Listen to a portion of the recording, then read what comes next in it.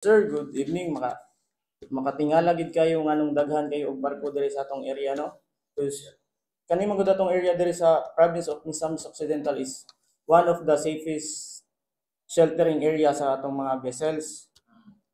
Then ang atong tali karon nga naka shelter nga vessel karon is sa Osamis.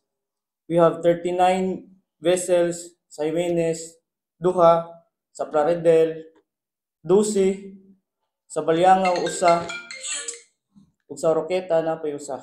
Ay usa. Yes, so sir. sa Plaridel area, sir, estimated pila punto dito? 12, sir, 12, 12 ang naa 12. dito, sir. Okay. Kaning gidaghanon ba karon, sir? Ubay-ubay gyud ang mga barko karon kumpara kaniadto? Yes, sir. Ubay-ubay gini karon, sir, kay atong bagyo karon kusog-kusog yun si Tropical Storm Tino. Kusog-kusog gini siya karon, sir. Na siya sa warning signal number 4. So, ang mga barko nga gikan sa Cebu, niyan higit sa tong area kay mao ni ang pinaka dili man sa ingon nga pinaka safe area, but one of the safest sheltering area of our vessels. Unsa mga klase-klase mga barko karon, sir, na din sa pamilya? Naatay kuan karon nga mga barko, sir, natay LCT, mga barge o tugboat nga naka-shelter diri sa atong area, sir. Ang giangkurahan sa atong mga sa atong mga barko karon gikan sa Malaubang hantud sa Clarin nga area.